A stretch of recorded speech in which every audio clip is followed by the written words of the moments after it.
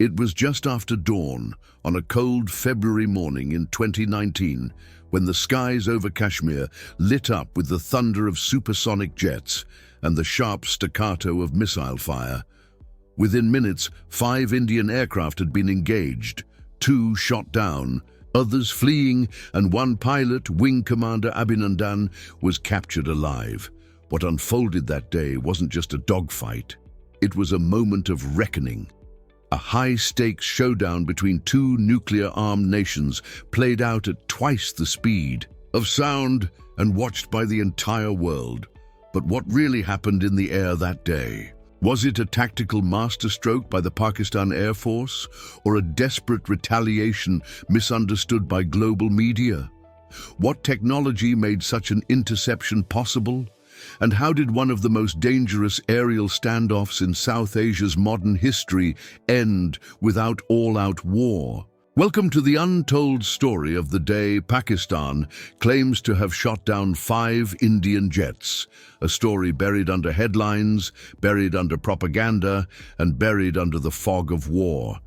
In this deep dive, we'll sift through satellite data, radar, logs, and first-hand accounts from pilots who were there.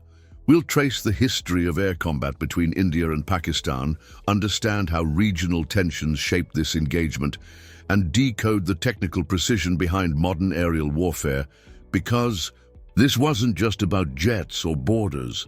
It was about perception, deterrence, and control of the narrative. It was about showing strength without sparking annihilation.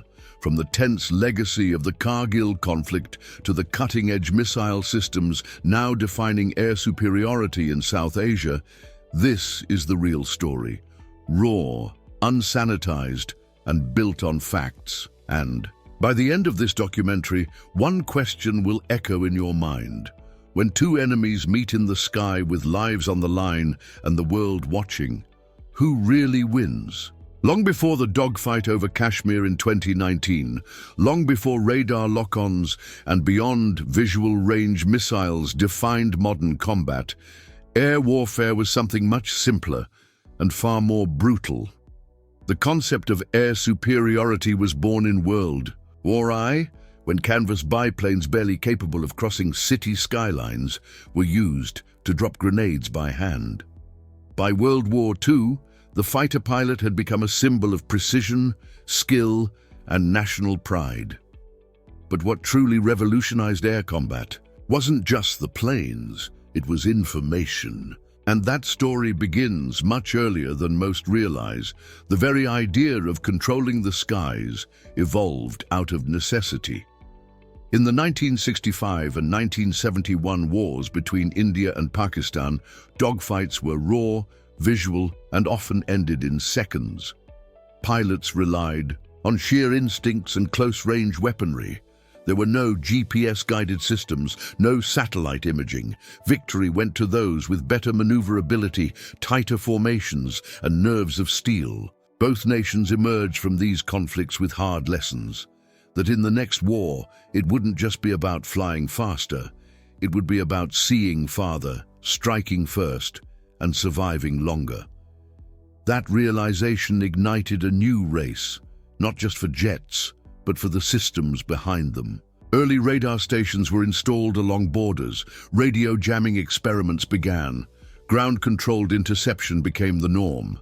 The concept of an integrated air defense system slowly emerged, a network where planes, radars, and missile batteries worked in tandem to detect and destroy incoming threats. India, with Russian support, invested heavily in MiG technology and radar-guided missiles. Pakistan, backed by the United States and China at different times, adopted a mix of F-86 Sabres, F-16 Falcons, and early warning systems like Saab Air-I and Chinese-made KLJ-7 radars. But what mattered more than the jets was the doctrine, how each country imagined a future war. India leaned toward numerical superiority, focusing on a large fleet and deep strike capability. Pakistan, outnumbered and outspent, turned to asymmetric strategy, agility, precision, and swift response. It trained its pilots not just to fight, but to surprise, not just to chase, but to intercept. This shift in philosophy led to the creation of Pakistan's Operation Swift Retort strategy, a doctrine centered around immediate calibrated response to any incursion. It wasn't born overnight. It was born from decades of watching its airspace, decades of preparing for moments like the one in 2019. Meanwhile, global air warfare itself was changing. In the Gulf War of 1991, American F-15s and F-117s showed how dominance in the sky could paralyze an enemy before the ground war even began. For South Asian militaries, the lesson was clear. Whoever sees first and reacts first wins. Dogfights were becoming rarer, replaced by radar locks and missile alerts, often from hundreds of kilometers away. But the need for sharp reflexes, tight communication, and mental discipline remained as vital as ever. By the late 2000s, both India and Pakistan had entered the age of beyond visual range, BVR combat. Jets could now engage each other without ever meeting face-to-face. Missiles like India's Astra or Pakistan's AMRAAM were capable of changing the nature of aerial conflict entirely. The stakes had never been higher, and yet despite all the advancements, it would take one moment, a single flashpoint in 2019, to bring these decades of preparation to the ultimate test. Two nations, two doctrines, two rival skies. The question wasn't just who had the better jets. The question was, who was ready? To understand the 2019 aerial encounter, you have to understand the machines behind it and the minds that built them. On one side, the Indian Air Force relied heavily on the Sukhoi Su-30 MKI, a formidable Russian-made twin-engine jet, customized for Indian needs. Known for its maneuverability and long-range strike capabilities, it was India's pride. On the other side stood Pakistan's pride, the JF-17 Thunder, a sleek, agile, multi-role fighter jet co-developed with China. While smaller and cheaper, it was nimble, smartly armed, and most importantly, it was locally assembled, giving Pakistan more operational control and customization ability than ever before. But these weren't just machines. They were symbols of shifting air doctrines. India's Sukhois were the result of years of collaboration with Russia, aiming to create an air force that could operate deep into enemy territory. The MKI variant, introduced in the early 2000s, featured thrust vectoring engines, advanced radars, and a wide range of weapons, including the R-77 missile, Russia's answer to America's AMRAAM. But the sheer size of the aircraft made it visible on radar, and the complexity meant it required extensive ground support. In contrast, the JF-17 Thunder was born out of necessity and ambition. In the late 1990s, after sanctions limited Pakistan's access to new American jets, the country turned to China for a solution. The result was a lightweight fighter, integrating modern avionics, BVR capability, and the ability to carry a variety of Chinese, Western, and indigenous weapons. By 2007, the first squadron was operational, but it wasn't until the Block II variant that the jet matured into a truly dangerous asset. With data link systems, in-flight refueling, and superior electronic warfare capabilities, the JF-17 became a symbol of independence, a fighter jet tailored to Pakistan's strategic philosophy, fast, focused, and surgical. But hardware is only half the equation. What made the difference in 2019 was situational awareness. In the years leading up to the Pulwama incident, Pakistan had heavily invested in airborne early warning and control systems, AEWCs. The Swedish Saab Arié and the Chinese ZDK-03, mounted on modified aircraft, acted as flying radars, capable of tracking hundreds of targets across hundreds of kilometers. These systems weren't just used to detect, they were used to guide.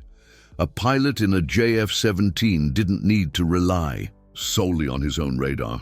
He was part of a larger network, constantly fed with real-time information from the sky and the ground. This network-centric warfare approach was a game-changer.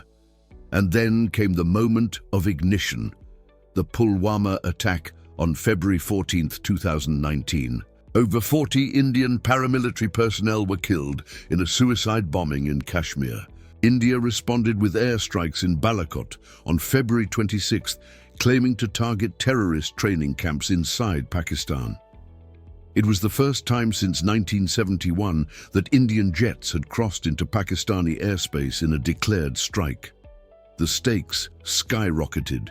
Overnight, Pakistan's response was immediate, but measured. Operation Swift Retort was planned not just as retaliation, but as a message, and the planning relied entirely on the systems that had been slowly built over years. The JF-17s, the Sabir-i, the ground radar network, the electronic jamming units. The pieces had all been quietly assembled. Now, they were going to be used together. On February 27, 2019, Pakistan launched its counterstrike. Using JF-17s armed with smart bombs, they deliberately targeted unoccupied military areas across the line of control, a calibrated show of force meant to avoid casualties but assert dominance. Indian jets scrambled in response, and that's when the real dogfight began. What followed was a display of strategic planning meeting technological synchronization. Pakistani pilots, flying with AWACS support, used beyond visual range missiles to intercept. Reports indicate that JF-17s engaged with AMRAAM missiles, American-made missiles previously carried on F-16s, but now compatible with Pakistan's air platforms. In the chaos, an Indian MiG-21 Bison, piloted by Wing Commander Abhinandan, was shot down after reportedly locking onto a Pakistani jet and crossing the LOC. He ejected, landed on Pakistani soil, and was captured alive. India claimed it had downed a Pakistani F-16. Pakistan denied it, and the world debated. US officials later stated that all Pakistani F-16s were accounted for. But one fact stood indisputable. India had lost a jet and its pilot. The skies, for that moment, belonged to Pakistan. This wasn't just a win on paper. It was the validation of years of quiet development, of networks built, radars tested, doctrines trained. The JF-17, once doubted as a budget fighter, had proven its worth. And Pakistan's air strategy, once reactive, had turned proactive. The dogfight of 2019 was not just a flash in the pan. It was a culmination. A spark ignited by Pulwama, but fueled by years of technological and strategic groundwork. The skies had changed, and the world had just witnessed it. To fully grasp what unfolded in 2019, one must trace the evolution that led to it. A timeline of key advancements, shifts in military doctrine, and moments that quietly shaped South Asia's most dangerous skies.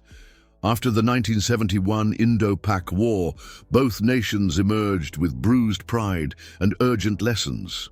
For India, it was a time of solidifying its alliance with the Soviet Union. The MiG-21, already central to India's Air Force, became the backbone of its aerial doctrine.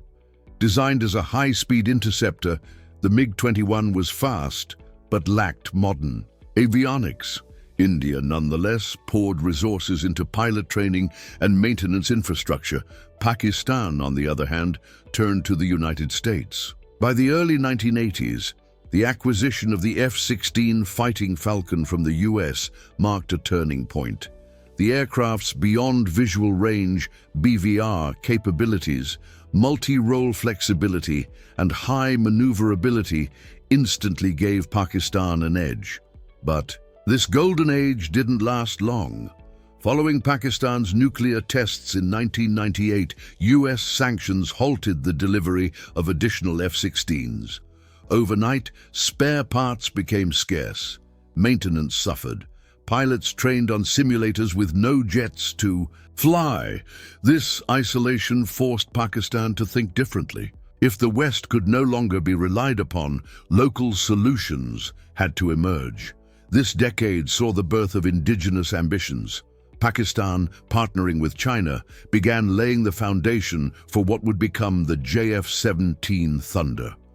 Simultaneously, India started expanding its aerial capability with more MiG variants and the planning of the Su-30 MKI deal with Russia. With the Kargil War of 1999 still fresh in memory, India began pursuing a doctrine of cold start, rapid mobilization, and limited war under a nuclear umbrella.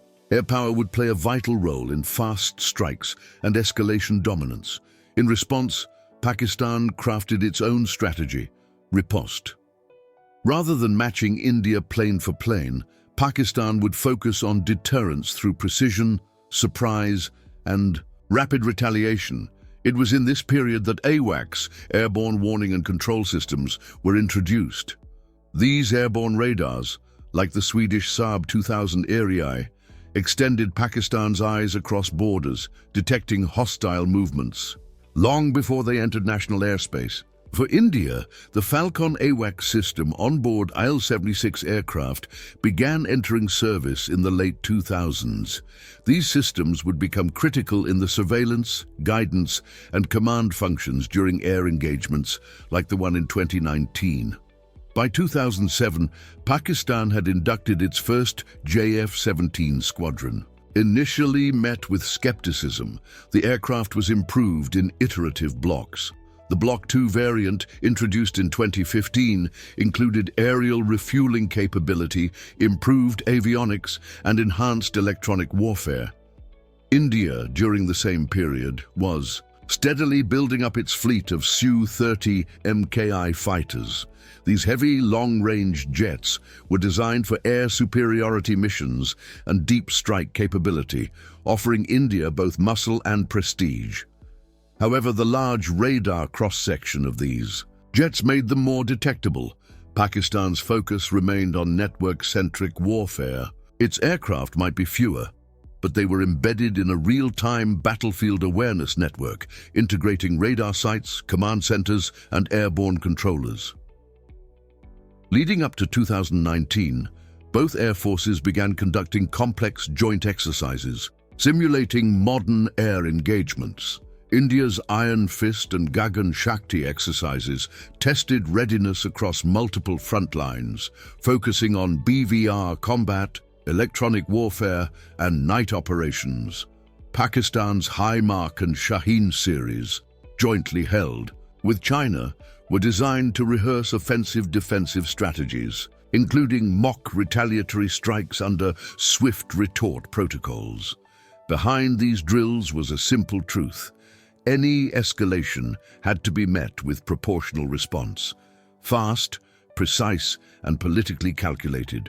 The Pulwama suicide bombing on February 14, 2019, was the deadliest single attack on Indian forces in Kashmir in decades. India blamed Pakistan-based Jaish-e-Mohammed and vowed retaliation. 12 days later, on February 26th, Indian Mirage 2000 jets crossed into Pakistani territory and dropped payloads near Balakot, claiming to hit a terrorist training camp. Pakistan denied the existence of any such camp and claimed the bombs fell in open forest. Regardless of the impact, the red line had been crossed. It was the first time Indian Air Force jets had entered Pakistani airspace in decades. The very next day, Pakistan launched Operation Swift Retort. At least 24 Pakistani aircraft, including JF-17s and F-16s, were reportedly part of a coordinated retaliatory strike. Their mission was clear: to respond in kind, but carefully calibrated to avoid escalation. Rather than hitting populated military installations, Pakistan targeted unoccupied open areas near Indian military posts across the line of control, a move designed to send a message without civilian or military casualties. Indian Su-30 MKIs, MiG-21 Bisons, and Mirage 2000s scrambled. Pakistani jets were backed by real-time data from AWACS and ground radars. Electronic jamming and countermeasures were employed on both sides.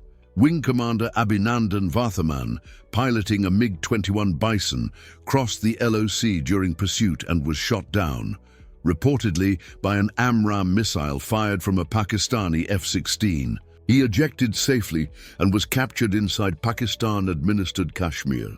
Within 72 hours, Pakistan returned him as a peace gesture.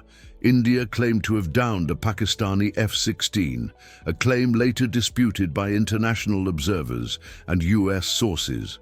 Both nations rushed to control the narrative.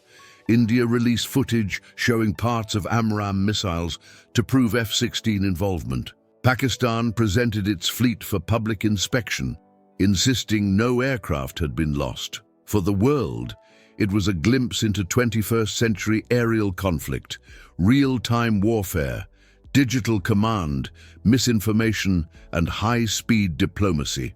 Military analysts praised Pakistan's coordination, restraint, and timing, noting that the operation avoided unnecessary escalation while clearly demonstrating capability. On the other hand, Indian officials acknowledged that the IAF had underestimated Pakistan's readiness and response doctrine. In the years since, both nations have continued to upgrade. India inducted Rafale jets from France, equipped with Meteor BVR missiles and advanced jammers. Pakistan responded by enhancing its JF-17 Block the 3 program, featuring AESA radar, helmet-mounted display systems, and superior electronic warfare gear. Meanwhile, Pakistan deepened its defense ties with China and Turkey, while India pursued collaborations with France, Israel, and the United States. Both sides expanded satellite surveillance, cyber warfare capabilities, and command and control resilience, preparing not just for dogfights, but full-spectrum modern war. 1986. Pakistan inducts F-16. India expands MiG fleet. 1998. Nuclearization changes rules of engagement. 7. JF-17 enters Pakistani service. 8. 2015. Su-30 MKI becomes India's backbone. Pakistan refines Swift Retort strategy. 2019. First major real-world test of these. Doctrines. 2020 plus. Shift towards stealth, AI-assisted targeting, hypersonic programs. The 2019 dogfight was not an isolated flare-up. It was a flashpoint in a long, complex evolution, from 1970s dogfights to near-autonomous digital warfare. Each aircraft, each radar ping, each missile fired was the result of decades of technological growth, political choices, and hard lessons, learned in blood.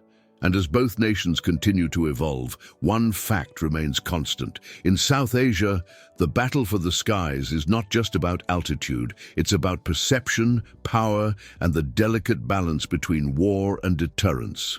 1. Radar blip at a time. The events of February 2019 didn't just leave an imprint on military logs, they reshaped the public imagination. In just 48 hours, air combat went from something technical and distant to dinner-table conversation. Suddenly, everyone was talking about AWACS, BVR missiles and dogfights, terms that once belonged only in military briefings or classified war rooms. This moment marked the mainstreaming of modern air warfare in South Asia's public psyche. Why now? Why 2019? Because for the first time in decades, the average citizen saw the full arc of air power, from the launch of jets to the downing of aircraft to the capture and return of a pilot in real time. Smartphones buzzed with radar maps, pilot debriefs, and heat signatures from missile locks. Twitter threads dissected missile trajectories. YouTube exploded with explainer videos showing cockpit views, real dogfight simulations, and radar lock animations. Hashtags like Abhinandan, Dogfight 2019, and Swift Retort trended for days. Even more striking, the speed of public response. Within hours of the engagement, memes, music videos, analysis podcasts, and emotional montages flooded digital platforms. The face of Wing Commander Abhinandan, calm, mustachioed, sipping tea in captivity, became a symbol for both nations, a hero for one, a peace gesture for the other. Governments realized something crucial. In the age of information warfare, perception is power. Pakistan's return of the Indian pilot was choreographed not only as a diplomatic gesture, but as a narrative masterstroke, calm, confident, and calculated. It was broadcast live, watched by millions. The message was clear: we can strike and we can show restraint. India, on the other hand, ramped up defense spending and fast-tracked Rafale jet deliveries, citing readiness gaps exposed in the confrontation. Parliament debates, budget allocations, and defense expos in both countries suddenly had one theme: never again unprepared. Private defense contractors saw renewed interest. Air shows became political events. Recruitment numbers for air forces rose. Even film and media responded. Within months, movie scripts, short films, and docudramas about the incident were greenlit, further embedding the event into cultural memory. And beyond borders, global observers took note. For decades, the West viewed South Asian military capacity through a Cold War lens. But 2019 changed that. Pakistan's coordinated aerial response with real-time targeting, network warfare, and precision forced analysts in Washington, Tel Aviv, and Beijing to re-evaluate regional capabilities. Military journals began publishing case studies on Swift Retort as a model for calibrated deterrence. International think tanks discussed the Dogfight as an example of how nuclear-armed states could engage in limited war without spiraling into catastrophe. A frightening yet stabilizing precedent. And perhaps most quietly, the people of both countries changed. Surrounded by satellite feeds, reaction videos, and narrative warfare, the public became more informed but also more volatile. Patriotism soared, but so did the risk of miscalculated outrage. The sky was no longer silent. It was loud, symbolic, and watched by everyone. In that sense, 2019 wasn't just a tactical victory or a geopolitical skirmish. It was a revolution in how air power lived in the public sphere, how jets, missiles, and pilots became part of the cultural bloodstream. And once that line was crossed, there was no turning back. In the years following the 2019 dogfight, the South Asian skies have quietly transformed into one of the most advanced and most volatile air defense theaters on the planet. Pakistan, building on the credibility gained during Operation Swift Retort, accelerated its modernization plans. The JF-17 Thunder, once viewed as a budget solution, underwent major upgrades. The Block 3 variant, rolled out in 2022, introduced a game-changing feature: active electronically scanned array, AESA radar, previously only found in fifth-generation aircraft. It came equipped with upgraded avionics, infrared search, and track RST systems, and a new helmet-mounted display system that allows pilots to lock onto targets simply by looking at them. More importantly, the JF-17 Block 3 was designed for digital warfare. Data link integration, electronic countermeasure pods, and standoff weapons made it a central piece of Pakistan's growing air combat web, where the jet is just one node in a larger real-time ecosystem of drones, radars, and missile batteries. Meanwhile, India, determined not to be outmaneuvered again, completed its long-awaited induction of the Dassault Rafale jets from France. These twin-engine multi-role fighters came equipped with Meteor BVR missiles, widely considered among the most advanced air-to-air weapons in the world, capable of no-escape zones up to 100 kilometers. The Rafales also brought cutting-edge Spectra electronic warfare systems, stealth shaping, and advanced cockpit integration, giving India a much-needed boost in its deterrence posture. Complemented by Israeli-origin upgrades to older aircraft and new indigenous programs like Tejas, India began pivoting towards self-reliance in aerospace, with a focus on future stealth platforms. But while jets evolved, the real frontier quietly shifted to automation, unmanned systems, and network control. Both nations expanded their UAV, unmanned aerial vehicle programs. Pakistan, with help from China and Turkey, deployed combat drones with strike capabilities. India responded with its own drone acquisitions and development partnerships with Israel and the US, including loitering munitions and swarm drone tactics. On the ground, the radar picture widened. Long-range surveillance systems, 3D phased array radars, and integrated air defense networks, IADS, became standard. Communication systems became more encrypted, cyber defenses more layered, and satellite monitoring more precise. Even the concept of the pilot began to change. Training academies now emphasize AI-assisted decision-making, threat libraries, and BVR mock warfare over traditional close-quarters dogfighting. The pilot is no longer the sole warrior. He or she is the tip of a digital spear supported by machines. Geopolitical alliances also diversified. Pakistan deepened defense ties with China and Turkey, even co-developing new air-to-surface precision weaponry. India, in turn, forged stronger links with the Quad Alliance, hosting joint exercises with the US, Japan, and Australia, and gaining early access to sensitive ISR, intelligence, surveillance, reconnaissance, data. But the progress hasn't come without controversy or consequence. Environmental activists have raised concerns about Air Force expansion in ecologically sensitive areas, particularly along the Himalayas. Others warn that the heavy investment in offensive capability could destabilize diplomatic channels, leaving fewer off-ramps in future crises. There's also the ever-present risk of escalation, with both sides now operating sophisticated BVR missiles, stealth drones, and electronic warfare systems. Any misunderstanding or misfire could trigger a rapid, lethal chain reaction. Yet, amidst these tensions, there's a strange irony. The 2019 dogfight didn't just elevate military tech, it elevated discipline.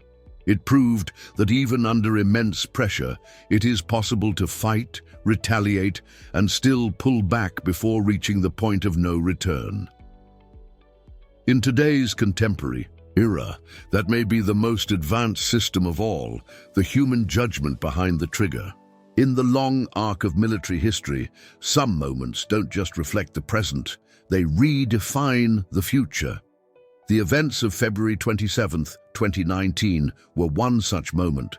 A sharp, focused engagement lasting mere minutes, yet echoing across years, institutions and doctrines. Before this, aerial conflict in South Asia was mostly remembered in the context of past wars. 1965, 1971, Kargil. These were large, prolonged engagements, but the 2019 dogfight changed the rhythm. It showed that in the modern age, even a single strike, even a brief encounter, could alter national policy, public memory, and international perception. For Pakistan, the incident became a defining military success, not just because a MiG-21 was downed or a pilot captured, but because it validated Pakistan's evolving air power doctrine, asymmetric, agile, and intelligence-driven. Swift Retort was not a slogan, it was a practical demonstration of capability, planning, and restraint. It also sent a message to the world. Pakistan may be smaller in size, but it has the precision to respond and the wisdom to de-escalate. For India, it was a hard lesson in readiness and modernization. Despite superior numbers and larger budgets, the confrontation exposed gaps in early warning systems, pilot-to-command coordination, and air defense alertness. In response, India accelerated major purchases, revamped command protocols, and reinforced its commitment to network-centric warfare. The return of Wing Commander Abhinandan was celebrated as a symbol of dignity and courage, and rightly so. His calm demeanor under capture reminded the world of the human side of war. Globally, the incident reshaped how strategists view limited air conflict between nuclear states. For decades, analysts feared any direct clash would trigger full-scale war. But this episode showed that even in hostile environments, precision, communication, and timing can prevent catastrophe. It became a case study in military academies around the world, from West Point to Beijing's National Defense University, not for how it started, but for how it ended. And perhaps that's the true legacy, that in the chaos of fire and fury, two rivals were able to step back. That amid missile trails and radar pings, human calculation prevailed over emotional escalation. The 2019 dogfight wasn't just an event in the sky, it was a shift in the story of conflict itself, a reminder that the most powerful weapon in war might still be restraint. The skies over South Asia are no longer just blue. They are layered with invisible grids of surveillance, prediction, and automated response, and they're only going to get more complex. As we look ahead, the next frontier in air combat won't just be about jets. It'll be about autonomy, AI, and speed of decision-making. Already, both India and Pakistan are developing or acquiring unmanned combat aerial vehicles, UCAVs, capable of performing strikes without a human pilot in the cockpit. These drones will be stealthier, faster, and governed by algorithms that calculate probabilities faster than any human brain can. There's also the quiet race towards sixth-generation fighters, aircraft that won't just fly and fight, but will think, adapt, and command in real time. Hypersonic weapons, drone swarms, and real-time satellite-linked command centers are no longer science fiction. They are prototypes, and some, like AI-enabled missile evasion systems, are already in limited use. What's more, national borders may no longer be the primary lines of defense. The next war may not be fought only in the skies. It may start in the electromagnetic spectrum, disabling radars, jamming satellites, or misleading entire fleets with false targets. But amid all this innovation lies a question. Will machines increase deterrence or risk miscalculation? When reaction times drop from minutes to milliseconds and software begins making kill decisions, how do you build guardrails? That's the challenge for the next generation of commanders and for the region's diplomats. 2, because the next flashpoint may not come with a warning shot.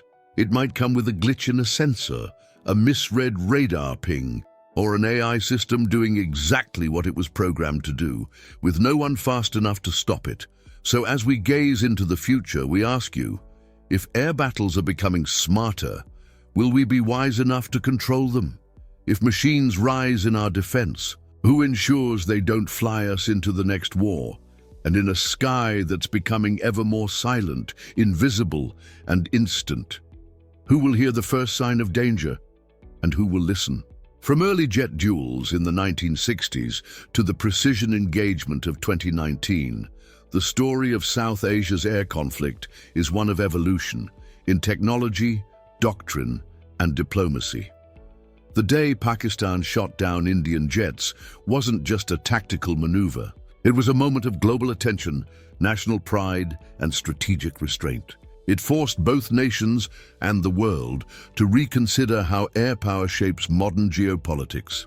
Today, as new technologies rewrite the rules once again, the echoes of that dogfight still linger in radar rooms, military drills, and diplomatic backchannels. Thank you for joining us on this deep dive into one of the most defining aerial encounters of our time. If you found this story insightful, do us a favor, like this video, share it with others, and subscribe to the channel for more untold histories and real-world deep dives. And don't forget to leave your thoughts in the comments below.